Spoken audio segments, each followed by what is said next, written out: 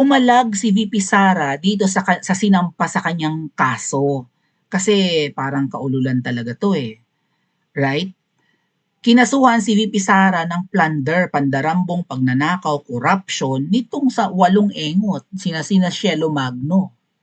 Okay? At ang sabi ng palasyo ay dapat naman talagang imbestigahan niyang si Sara dahil ayan o, kinasuhan na nga ng plunder, pandarambong, pagnanakaw. O pumalag na yon ang vice president natin dito sa isinampang kaso sa kanya. Again mga atit kuya, ang opinion ko dito ay pang-abala ito kay VP. Right? Kasi kapag kinasuhan ka, magagastosan ka.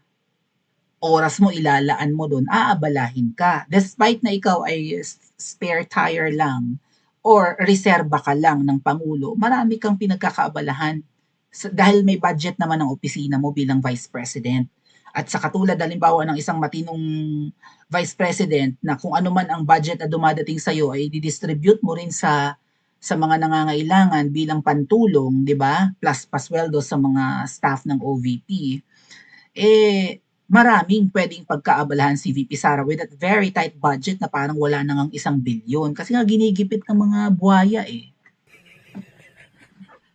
Right? Ang liit ng budget ni VP Sara, hindi na nila binigyan ng confident. Alam ko ang dahilan mga kababayan ko bakit hindi nila binigyan ng confidential funds si VP Sara. At nabanggit ko na yan. Noong sinasabay ko ang Princess Maui 2 sa live natin, nga pala yung Princess Maui 2 ay hindi ko ma-live dahil ang test ng YouTube ay dapat short videos muna. Kasi parang mataas ang views ng Princess Maui 2. No? Kung hindi pa kayo nakasubscribe sa ating bagong channel, please do so. Kasi kapag nag-upload ako ng maiksing videos, nandun, hindi dito sa main channel natin. Dito, pwede ako mag-focus sa live streaming, okay? But yung mga short videos, minsan nauuna talaga ang Princess Maui 2 kesa sa ating channel na ito. Going back, where were we? Nababanggit ko sa mga live natin dati sa Princess Maui 2. And itatry din nating mag-live dyan sa backup channel natin kung pwede na. No? Pero meantime, sa main channel muna tayo lagi. Ay, where were we? Nababanggit ko kung ano ang dahilan kung bakit inalisan ng confidential fund si VP Sara. Familiar kayo? Sige nga i-comment nyo sa comment section at mamaya kung hindi kayo familiar sasabihin ko na lang. Pero kung nakakapanood kayo sa Princess Maui 2, alam nyo ang dahilan kung bakit inalisan ng confidential fund si VP Sara. Not because guilty siya of pagnanakaw ng confidential funds. May malalim na dahilan yan. I think alam ni 167 at ng EDSA Friday group. But eto nga po, pumalag si VP Sara, meron siyang, ito yung kanyang complete statement. No? Yan, posted by the Office of the Vice President. Yeah? At sa page ni VP Sara. Basahin ko muna yung article ng GMA. Vice President Sara Duterte on Saturday slammed the filing of plunder and graft complaints. So, binanatan niya. Ang sampa sa kanya ng pagnanakaw at korupsyon ng,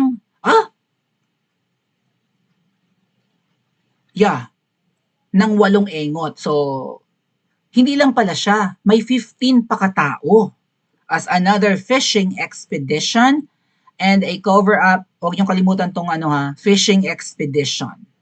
May mali dyan. Or maybe ako lang ang mali. I-comment nyo sa comment section. Pupunta natin yan mamaya. And a cover-up for the corruption and misuse of public funds. Inuna pa nilang sampahan ng kaso at gustong-gusto nilang makulong si Vice President Sara Duterte. Puntahan ko yung isang article na na-vlog na natin kagabi pero himayin ulit natin, ilinawin natin. Sandali. Okay. Pantakip butas, tama ba? Ito yung way nila para makalimutan yung mali-malitang pera, mga kababayan, na binulgar ni Zaldico. Yun kasi yung proof na ninakaw ang pera ng flood control. Yun yung pruweba, yung expose ni Zaldico. Wala palang flood control projects kung meron man marupok. So ang tawag nga doon ghost projects. Hindi lang flood control ang ghost projects. May mga classrooms daw na ghost projects na rin.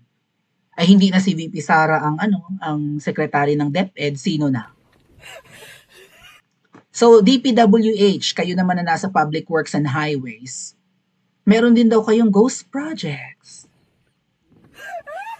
Di ba yung mga engineers nga, so siguro yung mga kalsadang marupok, yung mga flyover doon sa Tagaytay, shout out sa mga nasa Tagaytay, yung parang buntis na sawa yung kanilang flyover na di mo maintindihan, ba't lumobo tapos kumipot, anong eksena? At hindi pa yata nadadaanan ng mga sasakyan, di ba? So birong mo yun, pinaglaanan ng budget, nilakihan at nilobohan ang budget, or pinalobo ang budget taon-taon, lumalaki every year from 5.9 trillion maybe to 6 trillion to 6.7 trillion. Magkano kaya 6.9 na next year? 'Di ba? Oy nga pala, sino ba yung eng na nagsabi, si Soto? Pinakamalinis daw na budget yung 2025 budget, yung kinraft nila nung 2024 or last year at budget ngayong taon. Sabi ni Soto, pinakamalinis na budget daw ang budget ngayong taon ng Pilipinas. Ay, sinong niloloko mo? Senate President ka pa naman. 'Di ba? Anong pinakamalinis? Ay, yan na nga. Lantaran na bumaha. Right? Bumaha, konting lindol, may mga nagiba. Konting ulan, inanod na ang mga lupa at hindi lang tubig, mga bato mula kabundukan. So, ibig sabihin, walang flood control projects kung meron man marupok. So, saan napunta ang pera? Tapos sasabihin ni Soto, pinakamalinis na budget. Nanalo yan! Dahil matagal na siyang senador? I don't think nanalo yan. Kaya kaduda-duda itong nakarang elections, mga kababayan eh. So, going back, plunder and graft complaints were filed on Friday, kahapon, against Duterte and 15 other officials of the Department of Education and the Office of the Vice President over the alleged misuse of 612 million confidential funds. So hindi lang ito yung 125 million na binigay kay VP Sara nung last minute na ng 2022, yung unang 6 months nila niniwi. Binigyan siya ng 125. The following year siguro, nagkaroon pa ng confidential funds si VP Sara. Oh no, pareho ito. Confidential funds ng opisina niya at saka nung DepEd secretary pa siya. May confidential funds din kasi yung DepEd. Again, nasa batas natin na dapat ang pinakamalaking budget ng Pilipinas taon-taon ay ilalaan sa DepEd. Itong 2025 budget, mga kababayan, ay questionable talaga bukod sa mga insertions at saka mga blank items. Kasi ang lumalabas, mas malaki na ang budget ng DPWH or DSWD. I think yan. Kesa sa, maalin mo sa dalawa, mas malaki na kesa sa DepEd. Nasa batas yan, mga kababayan, nasa saligang batas na dapat lamang, ang binabanggit ko na rin yan ng matagal na, dahil alam ko yan, dahil ako nga po ay maestra, part ako ng Academe ng Pilipinas, at pinag-aaralan namin yan, na batas yan, na dapat malaki ang budget na inilalaan sa edukasyon para mga Pilipino hindi maging mangmang. Anong nangyayari ngayon? Pabulok ang education ng Pilipinas. Bukod sa nalamangan na nga sa budget ng ibang departamento which is unconstitutional or illegal, pabagsak ang edukasyon ng Pilipinas. Bakit? Bulok na baga ang mga teachers? Dapat ba sa teachers ang sisi? O sa protection sa mga bata na bawal silang disiplinahin kung sila ay tamad mag-aral? Mga bata ngayon, mga pabebe, mahilig sa gaming, mahilig sa love life. Hindi katulad natin noon, takot tayo mabato ng chalk, tama? Takot tayo mabato ng erasers, mahampas ng... Naranasan nyo ba yun, mga kababayan? Comment nyo nga dyan. Naranasan nyo mahampas ng ruler or ng stick, may hawak talagang stick ang maestra eh. Nakukurot pa nga ako ng teacher doon. Napapatayo sa sulok. Nagagawa ba yan ngayon? Hindi na. Sa takot lang ng mga maestra na matanggalan ng lisensya. Yung ibang teachers natin sa Pilipinas nagsisipag-alisan sa liit ng sweldo sa dami ng trabaho. Lalo na't hindi nila mapasok ang public school. Kung halimbawa sa private sila nagtuturo, Tapos pahirapan makakuha ng item sa public school. Shoutout sa mga teachers dyan. Oh, mag-a-abroad. Pinakamagandang options ngayon, Vietnam, lalo na Thailand. Kung nasa Southeast lang, yung iba, abroad na, like mas malalayong lugar abroad, US. O at kung saan pa man na in demand ang teachers. Maybe Canada. O kahit anong trabaho, kahit na maestra ka, kahit may diploma ka, kahit anong trabaho, basta't mas malaki kaysa sa sweldo mo bilang teacher, may ibang teachers na kasambahay din. Right? Domestic helper. Ginagamit pa ba yan? Pero ganong trabaho, kasi nga mas malaki. Kung kikita ka ng 50,000 as tagalinis ng bahay, kaysa magturo ka sa Pilipinas sa public school na susweldo ka lang ng 20,000, anong pipiliin mo? Practicality. Mag-abroad ka na. How much more kung ang sweldo mo ay 6 figures, 100K and above? Sa Japan, magkano ang sweldo ng teachers? 100 to 2,000 to 200,000 pesos. Shoutout sa mga nasa Japan. Ang laki ng pasahod sa mga maestra in Japan or sa mga teachers. Biro mo yun 100K, tinalbugan mo pang principal sa Pilipinas. So mapipilitan kang mag-abroad, hindi ba? Oh, where were we? Ba't doon tayo nagawi? Anyway, hinihikayat ko ang ating mga kababayan, part ng statement ni VP Sara, na maging mapanuri at huwag basta magpapadala sa mga paninira. Kasi diversion nga ito eh. Itong pag-file ng kaso kay VP Sara ay para makalimutan yung mga ninakaw, yung dahilan ng mga rally. Hindi naman nag-rally ang mga Pilipino para mapatalsik si VP ah. Nag-rally ang mga Pilipino para magpakulong ng mga buwaya at ng mga magnanakaw at pababain si Ngiwi. So bakit ito ang inuuna? Right? Oh. Hindi ito tungkol sa paghahanap ng katotohanan, ito ay tungkol sa pagtakip ng nakawan sa kaba ng bayan hanggang ngayon ay wala pang nananagot. Ngiwi, kinakalampag ka namin, bakit wala ka pang pinakukulong? Si Zaldico, ba't hindi mo mapauwi sa Pilipinas kung siya ang most guilty? Nasaan na si Guteza, nasaksi sa delivery ng pera? Nasabi ni Zaldico, totoo ang sinabi ni Guteza. Hoy mga senador, lalo na yung mga dikit kay PRRD, ano na? Nag-imbestiga kayo ng imbestiga, wala namang nakulong. Lokohan, mga kababayan. So, dito po sa statement ni VP Sara, may napansin akong grammatical error. Maybe ako yung mali. Right? Pakitama ako kung ako ang mali, mga kababayan. Mga kababayan, I think hindi si VP Sara ang gumagawa nito. Meron siyang staff na magsusulat at paaprubahan na lang siguro sa kanya. Or maybe may uutusan si VP Sara na mag-draft ka ng statement at magbibigay tayo ng reaction sa kasong isinampa sa akin. And someone did this, and there you go. No? Kumbaga, full yung trust ni VP Sara, pero may napansin akong maliit lang naman na pagkakamali. Alright? So dito nga, last year, nakaraang taon, the House Committee on Good Government and Public Accountability launched a full-blown fishing expedition. Ito yung sinasabi ko kaninang term na huwag niyong kalilimutan. The fishing expedition.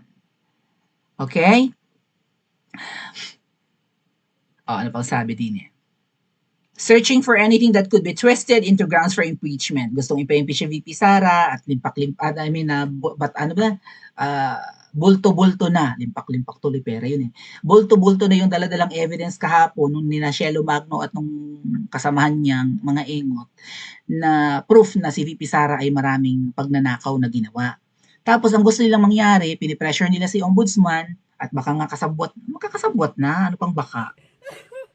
Kailangan daw buksan ang savings account ni VP Sara or ang kanyang bank account para makita yung mga transactions. So, akala ko ba bulto-bulto na yung evidence nyo?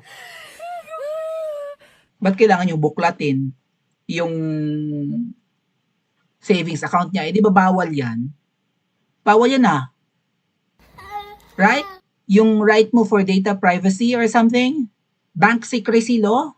O bakit lalabagin nyo ang bank secrecy law? Wala kayong mahanap. Kaya pinipressure nyo si Ombudsman Remulla na alam naman nating anti-VP Sara. Exciting ang next year mga kababayan. Kasi mukhang next year na to magkakanda yung totoong laban mukhang next year. And again, ang next year ay next month na. December 13 na ngayon, di ba? 12 days na lang, Pasko na. Kasya ba ang 500 sa Pasko? Noche Buena. So after 12 days, 2026 na. Exciting! Bloodbath. Tama, VP Sara? Bloodbath na ito. Go push. 'Di ba? Tingnan natin kung sino ang may matitirang buhay. Something like that, no? Ubusan ito ng dugo or something. Bloodbath. Nang magkabulgaran kung sino ang mga, 'di ba, ang mga kurakot, magnanakaw at mga demonyo sa politika at sa Pilipinas lalo na. So, nung nakaraang taon ganun daw, 'di ba, naghanap sila ng magagamit. Tapos nagpapirma para sa impeachment niya, 'di ba, na hindi umakyat sa Korte Suprema at isinantabi muna ngayon ng Senado at ang Senado mukhang gusto ulit buklatin yung naka-archive na impeachment ni VP Sara. Yung mga pirma raw para sa impeachment ni VP Sara were being courted in exchange for budget allocations. Kaya ang pumirma sa impeachment ni VP Sara ay halos 250 na buwaya. 250. Biro mo nasa 300 lang sila mahigit doon. So parang mga 90 lang. As in 90, wala pang 100. Ang matitinong congressmen na hindi pumirma.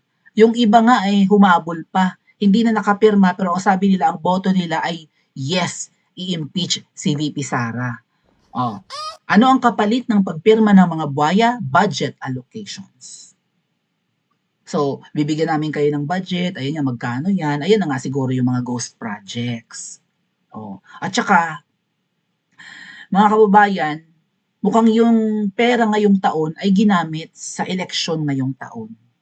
Sabi nga, Marso pa lang, halos mga 90% na ng budget ng taong ito ang naubos. Biro mo yun, first quarter, ubos na. Kasi nga, mukhang na-distribute na ang hawak na pera para sa paparating na eleksyon ng second quarter, which is nung buwan ng Mayo.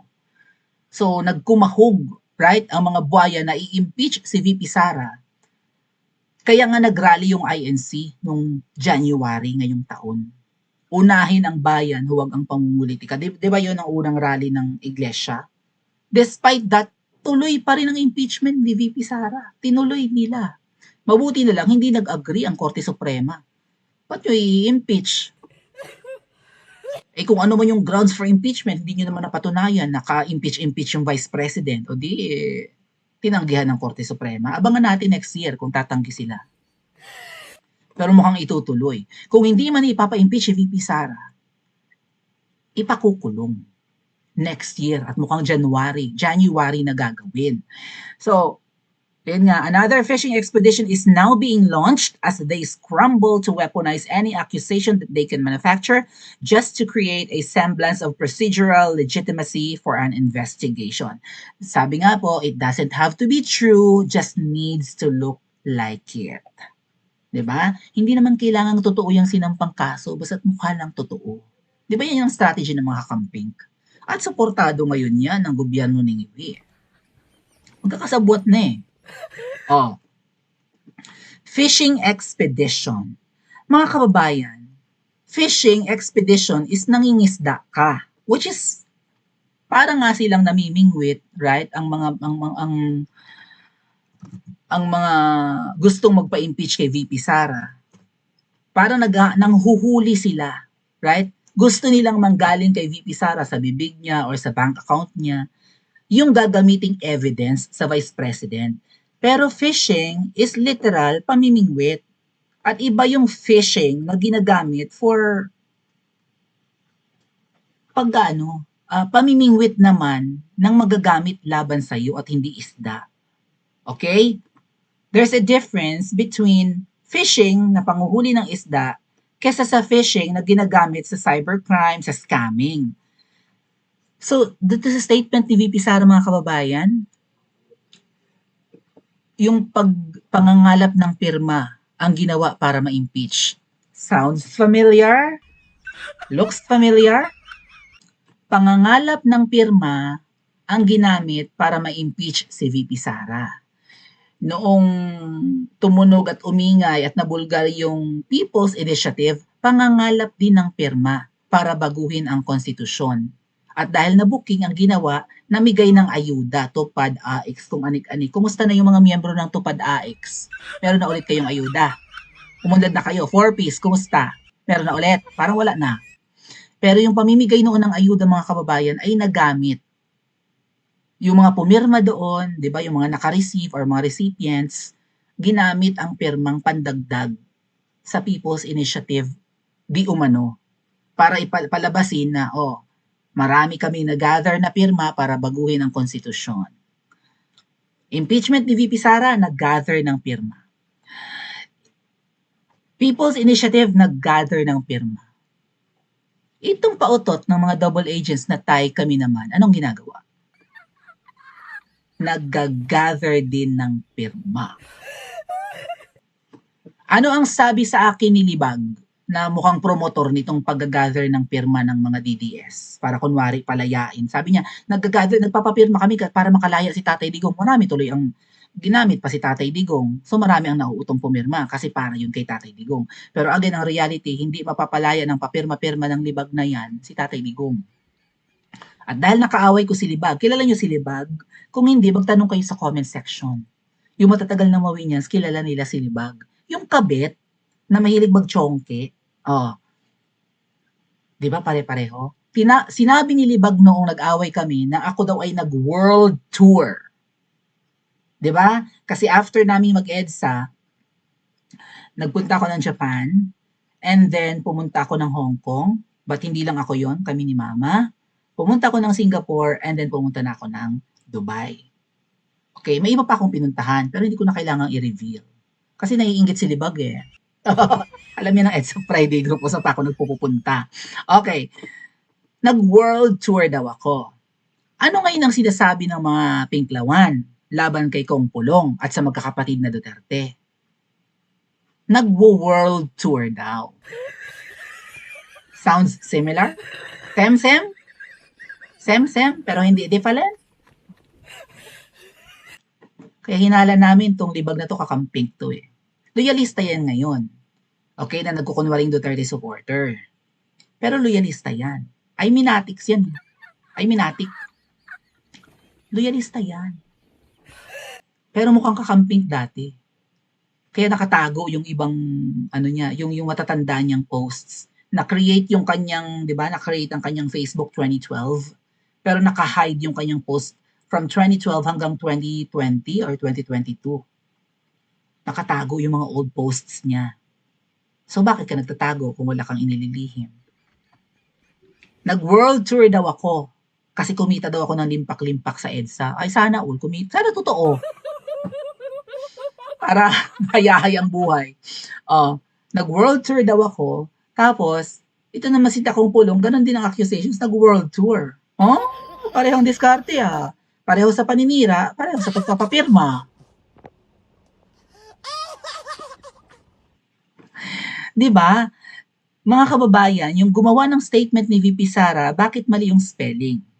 Is it being used interchangeably?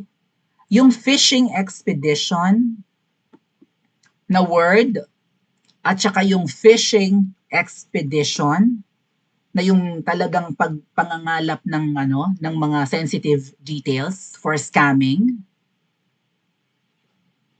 Ulitin ko ha, fishing or yung ang spelling ay fish with ing, yung fish ay naging ano ba itong fish? Yung fishing. Fishing is noun lang ba to or gerund? Whatever. Yung pangingisda ay panghuhuli ng isda, pero ang fishing ay ang panghuhuli ng mga magagamit mo sa panloloko. Ibang spelling, okay? Yung fishing na gagamitin sa pang-scam ay PH ang simula. Ang fishing na literal na mangingisda ka ay F ang simula. So, are they being used interchangeably, mga kababayan? Ganun ba yon? Pareho nang nagagamit? Pwedeng pagpalit-palitin? I don't think magkakamali si VP Sara sa word na gagamitin. I-comment nyo nga dyan. Kasi iba-iba yung phishing na literal. Okay? Kasi sa phishing na nang i-scam ka. Phishing is a cybercrime where scammers use deceptive emails or messages like bait to fish for personal data, password, bank details, phone numbers, valid ID numbers. Ang ginagawa ni Libag ay phishing. Right? Phishing na nanlilinlang, namimingwit ng magagamit sa pangsascam. So ang tanong ko mga kababayan, hindi si VP Sara ang nagsulat ng kanyang meron siyang tagasulat niyan. Ang mga abogado, ang alam ko mga kababayan, ay ikay yan lalo sa writing, no? Himay na himay nila yan. Dahil hindi sila pwedeng magkamali sa kahit iisang word, kahit linking verb pa yan, right? Or preposition, naiiba kasi ang meaning. Ganon. So kapag sinabi mong kabutihan and kasamaan, yung and na yun, pag binago mo yun, iba na ang meaning. Okay? Pag sinabi mong kabutihan or kasamaan, mamimili ka sa dalawa. Kabutihan and kasamaan ay magkasama. Ganon. Kabutihan or kasamaan, mamili ka lang. Nabago mo lang yung and ng or. Iba na ang meaning. So, mga abogado, ikay ito when it comes to mga words and phrases na ginagamit. How come na yung statement ni VP Sara? Literal na fish. So, anyway, pinalalaki ko pa ba? Or nagagamit na sila interchangeably pareho?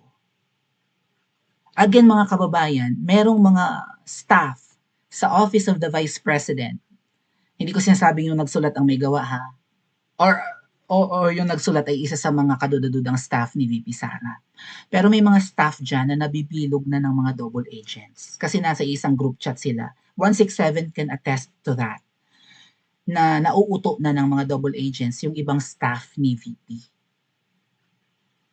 So, hindi kaya may mga nagtatrabaho para sa Vice President na wala na, petics. Ganon. Katulad ng pagsusulat na to na parang hindi si VP Sara ang sumulat. Kung si VP Sara man ang sumulat nito, ano ba to? Grammatical error lang or lapses lang, baka pagod lang si VP. But anyway, mga kababayan, ito nga yung nabanggit ko kanina na itong ginagawa kay Vice President Sara Duterte na pagsasampa ng kaso ay parang prelude sa masama nilang balak next year at nilista na ni Doc Lorraine. January, ipapakulong si VP Sara sa kasong plunder or pandarambong, ayun na nga, yung sinampa, yung pinalagan ni VP Sara. Nasabi ng ating Vice President ay ginagawa lang nila yan para pagtakpan ang korupsyon. Palalabasin nilang si VP Sara ang korap, pero ang totoo, si Ngiwi Jr. Ipakukulong si VP Sara next year or sa susunod na buwan gamit yung kasong isinampa ngayong buwan. Si Senator Bato, ipakukulong na ngayong buwan pero sana hindi siya makita kung siya ay nagtatago. Right? Susunod si Senator Bongo para hindi naman biglaan at next year naman yan. Yan ang balak. So, walang balak magbago mga kababayan ang administrasyon ni Ngiwi. Tuloy-tuloy ang kademonyohan, tuloy-tuloy ang panggigipit, tuloy-tuloy ang panlilinlang. Nabuking sila eh. Buking na buking. Na inutil, hindi nagtatrabaho, lampa, at kurakot ang lahat ng nasa ibaba niya. So bakit kurakot lahat at wala siyang ginagawa? Ang inuuna si VP Sara. Imbis na magpakulong kung talagang may mga mandarambong na iba dyan at hindi siya magnanakaw, Bakit hindi pa rin nakukulong si Martin Romualdez? Hanggang kay Zaldico lang. Tapos si Zaldico naman nagtatago, hindi nila mahuli. Kaya ngiwi, mukhang malapit na ang iyong pagbagsak. Kasi hindi ka naman nagbabago.